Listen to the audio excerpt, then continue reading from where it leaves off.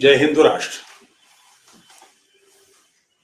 डूबते को तिनके का सहारा एक मुहावरा है कि किसी तरह से कहीं से कोई रास्ता मिल जाए। मगर इस मुहावरे को कितना बुरे से बुरा कहा जाए। डूबते को मोतिया का सहारा मैंने कभी नहीं सुना, मगर ये एक साहब मौलवी साद हुसैन रिजवी ने साबित किया कि डूबते को मोतिया का सहारा। मोतिया समझ सकते हैं, नहीं समझ में आए तो इससे मिलता जुलता लफ्ज ढूंढिए, बड़ा प्यारा सा लफ्ज है। ये मौलाना के लिए बिल्कुल सही है, इसीलिए मैंने इसे मोहब्बत से, इख्तिसार से, संक्षेप और मोहब्बत के कारण उन्हें मौलवी की जगह मौलू कह रहा हूं। आपको कैसी हरकतें सूझती हैं? पाकिस्तान डूबने के कगार पर है। अफगानिस्तान में जो अमेरिका ने हथियार छोड़े, अब ऐसा लग रहा है कि अफगानिस्तान से अमेरिका जो निकला वो डील के तहत निकला और वहां हथियार जानबूझ के छोड़ के गया, क्योंकि उन सारे हथियारों को लेकर वहां के पठान पेशावर तक कब्जा कर चुके हैं और इस्लामाबाद तक धावा मारेंगे, जो पाकिस्तान की राजधानी है। पाकिस्तान के जो जनरल्स हैं वो भाग गए। वो जो आंखें दिखाते थे अब वो पिछला दिखाने लगे, हाल खराब हो गया।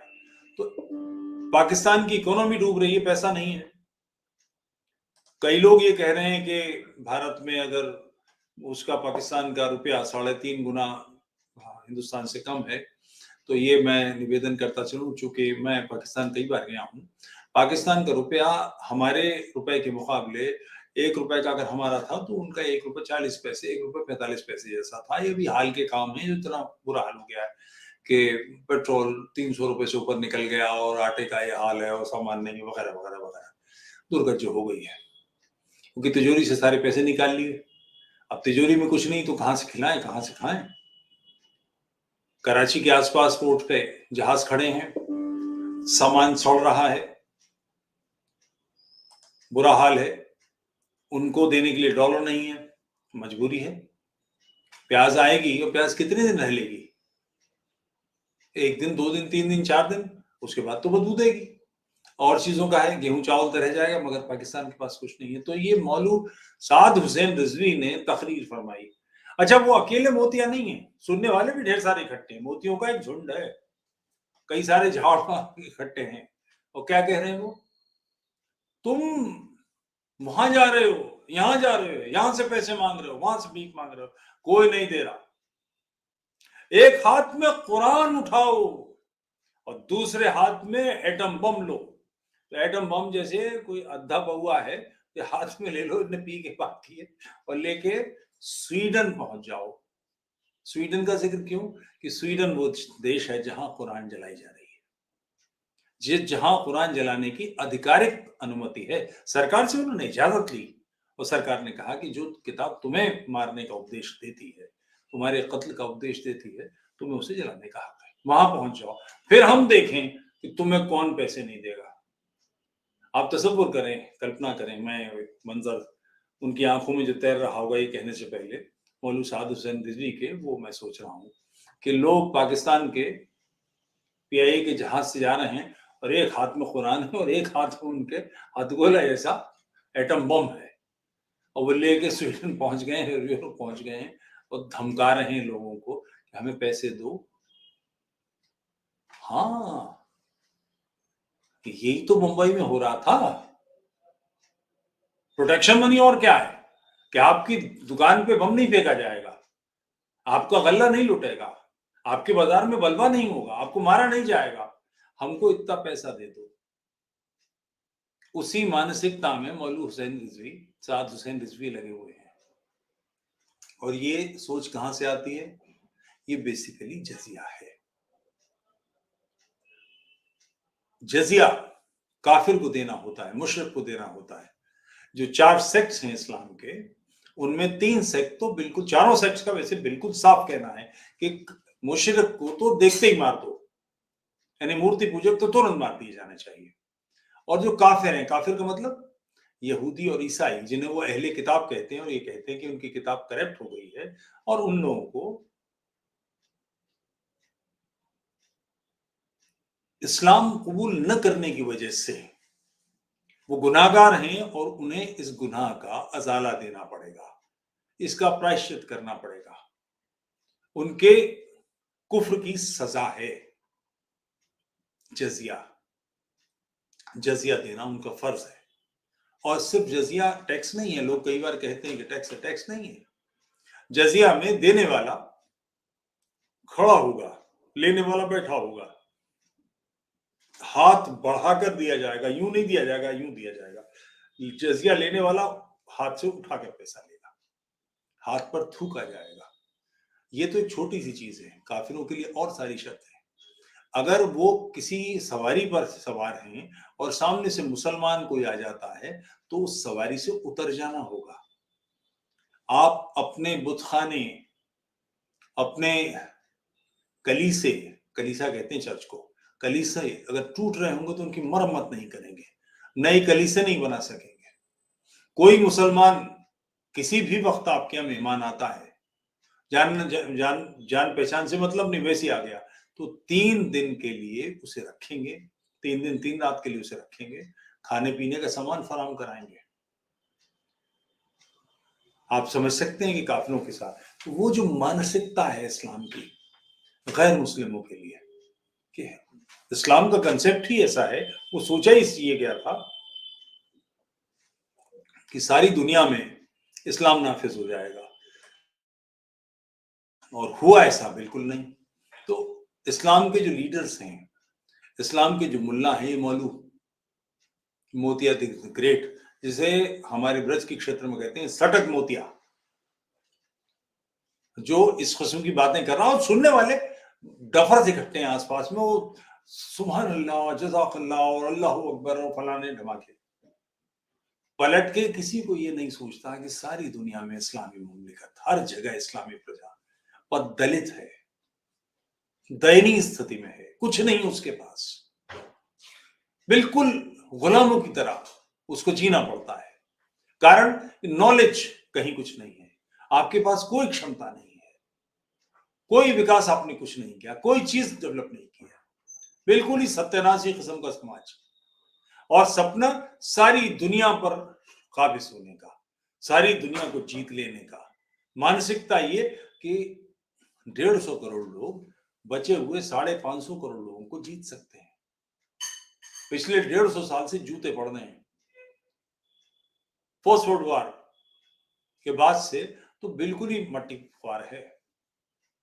कोई कंट्री ऐसा नहीं है जिसका दबदबा हो। पेट्रोल निकल आया, ईरान भी उन्हीं में है, सऊदी अरब भी उन्हीं में है, कतर भी उन्हीं में है, जहां पेट्रोल निकल आया, गैस मिल गई, और ये उन्होंने कुछ नहीं खोजा, ये मिला। ये सारा खोजबीन जितने भी की है वो गोरे हैं, दूसरे लोग हैं।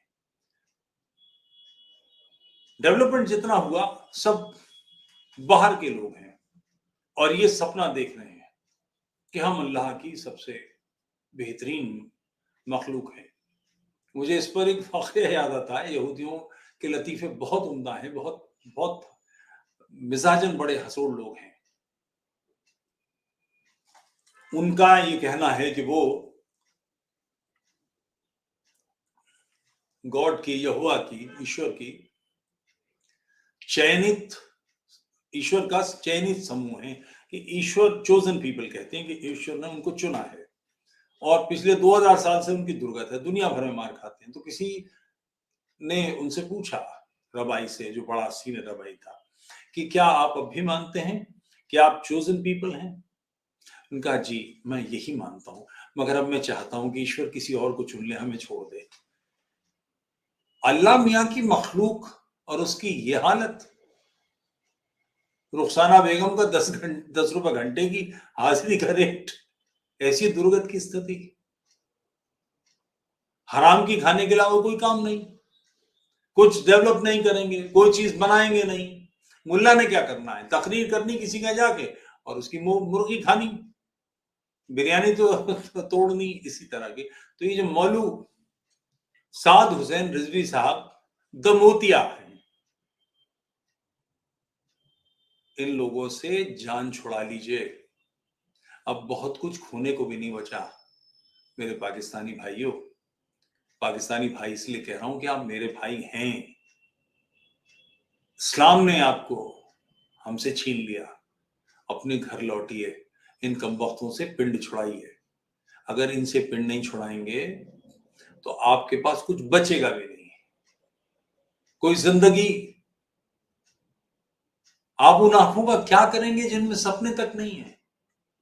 ये वो लोग हैं जो आपकी आंखों से सपने नोच लेते हैं। 5 वक्ता नमाज पढ़ो, रोजे रखो, काफिरों पे दिन दिन में 5 बार लानते भेजो, उनको बुरा भला कहो और मरे जाओ इस काम के लिए कि उन्हीं काफिरों के मुल्क में जाओगे।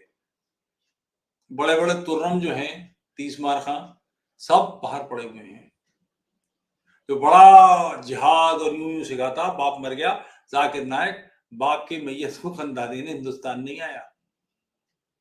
जो हरियाणा, वो जो फिल्म की भाषा में मैं कहूं 1.5 फुट की फट गई वाला हाल है। ये जो बड़े बड़े अल्लामा हैं, बड़े बड़े 30 मार खाए, उनकी कंडीशन क्या है? ये आपकी आंखों से सपने नोच पोच के, किसी की बीमारी आती है 72 से घूरे, किसी को पसंद नहीं। अमेरिका जाके इलाज करा रहे हैं, कनाडा जाके इलाज करा रहे हैं, क्यों? जन्नत जाए ना। तो ये जन्नत आपके हिस्से की चीज है।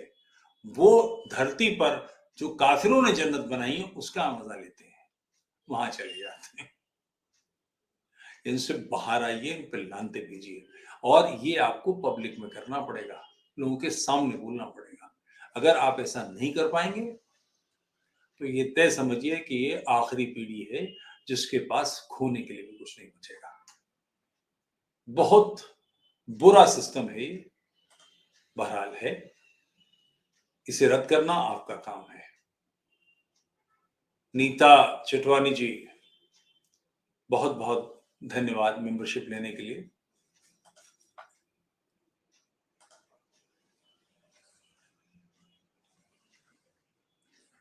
कल थोड़ी सी बातचीत तफसील से आपसे करने का मेरा मन है, और 11-12 मार्च के कार्यक्रम के बारे में कृपया अभी से नोएडा आने की तैयारी कीजिए।